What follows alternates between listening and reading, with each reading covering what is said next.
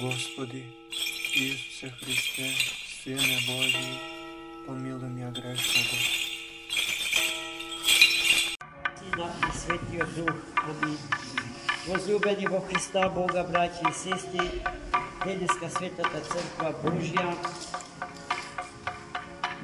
ги празнува двете колосални личности во областа на православното богомислие и литургискиот и пастирскиот живот на Светата Црква Божја, бидејќи тие се големи и во едната и во другата област.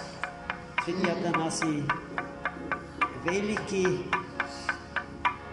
по крв египчанин, по образование, пред се христијанин, но и некој кој што одлично владеел со старата грчка, хеленска философија и во таа смисла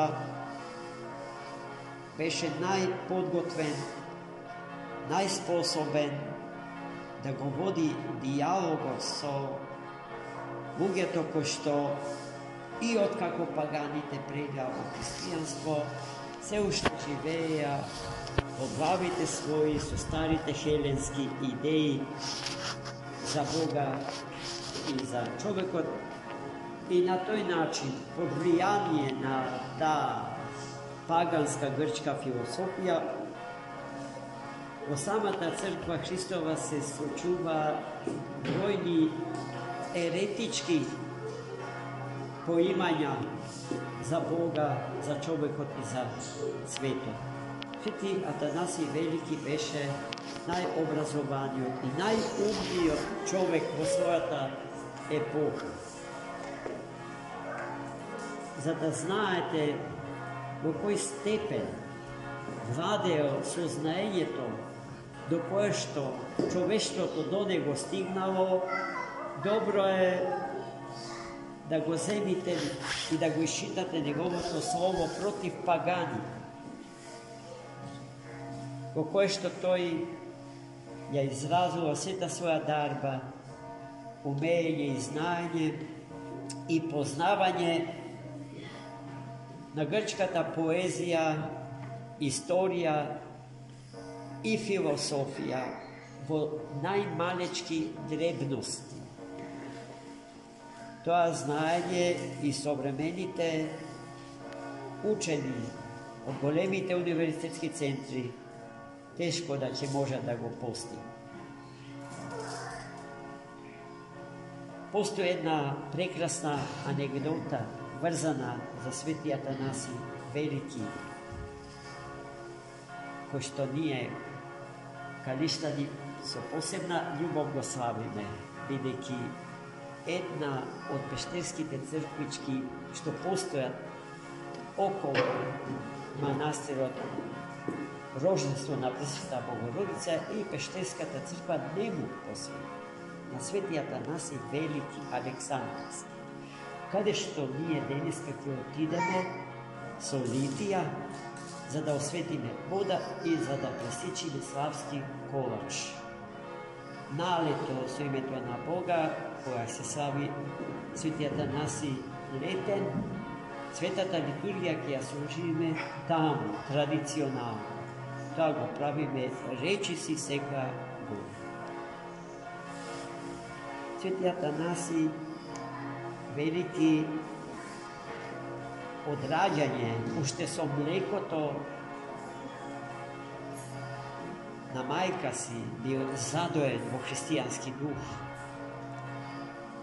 Бога многу го сака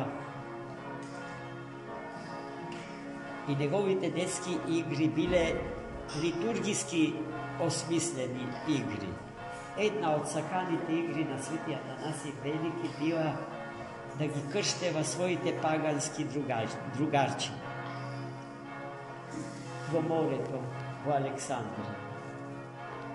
И тие чинови на крштевање на другарчињата тогашниот актуелен архиепископ Александриски и ректор на високата универзитетска школа во Александрија, Александар го гледал со своите очи и потоа бил сведок на фактот дека сите деца што Свети Атанаси ги крстил во морските води низ игра или со игра или преку игра станувале извонредни христијани,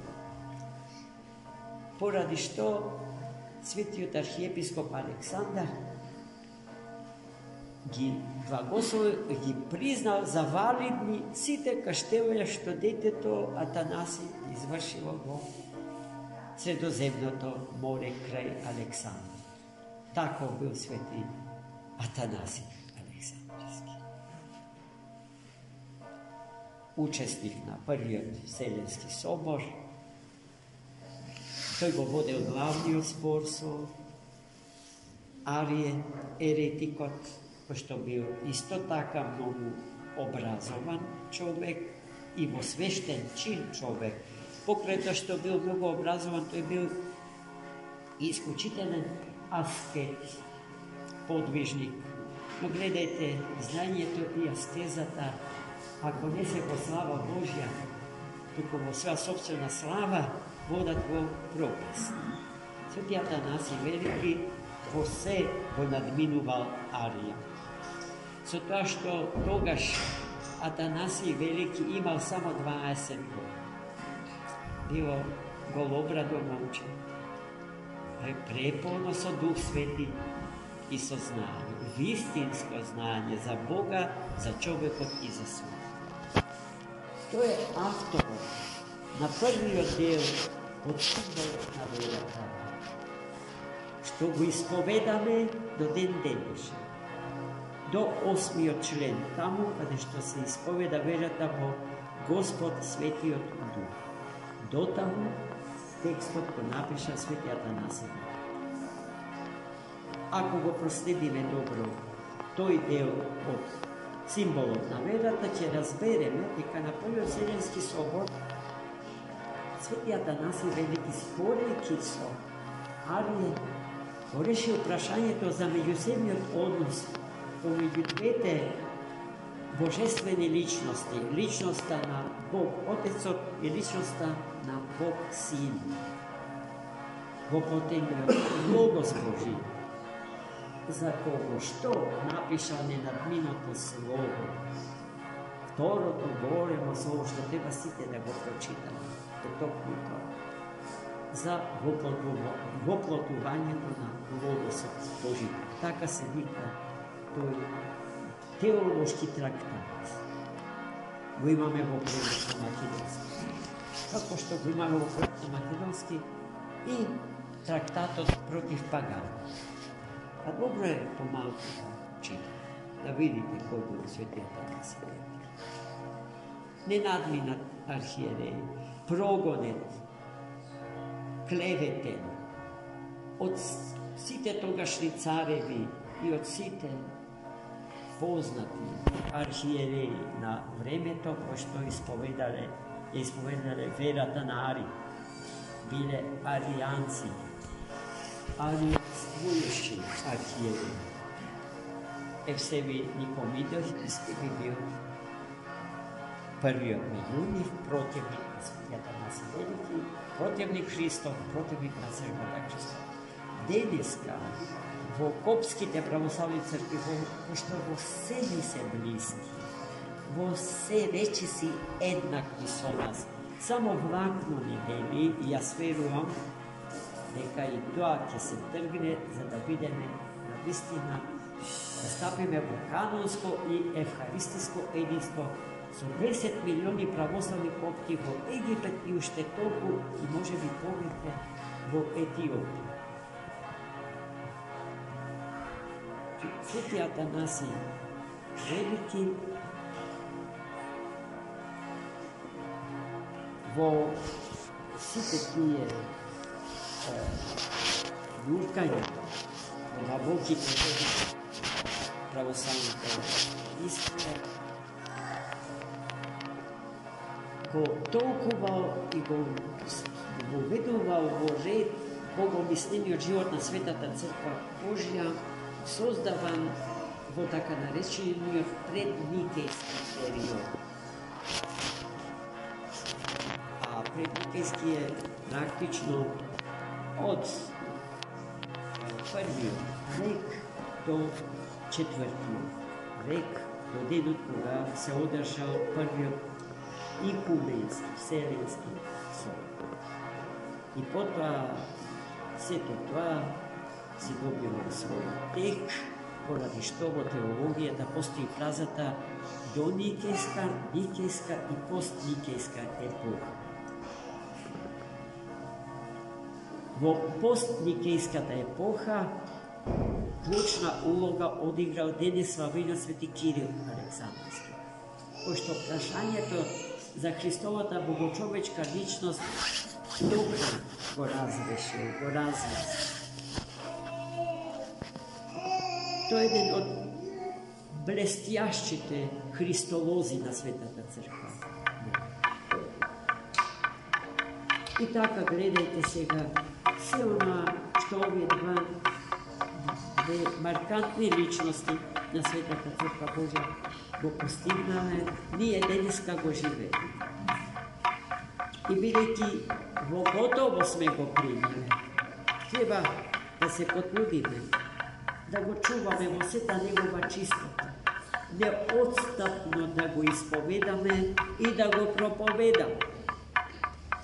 Зашто оној што го чува само за себе си греши. Ако сме повикани се што сме собрале во животот да поделиме со сите околу нас. Така се случува мисијата на Светата Црква Божја, која што како да застанала зарад пасивноста на христијаните. Ни недостасува акција, кажа се. Како да сме се уплашиле да ја сведочиме и да ја проповедаме вистината за Бога, за Бог Троица, за спасението на човекот и на светот. Во таа смисла, секој христијанин, крстен со вода и Дух Свети, е пророк. Немојте да мислите дека пророчката служба завршила со Стариот Завет или последен и најголем пророк е Свети Јован Крстител како премостител на Стариот и Новиот Завет. Не, секој од нас е тоа, зашто ние го предрекуваме второто доаѓање Христово спасението, вечниот живот, во вечниот и небесен град, со кој што царствува и управува Отецот, Синот и Духот Свет. Амин. За молитва. Господи Исусе Христе, Сине Божji, помилуй меня грешного.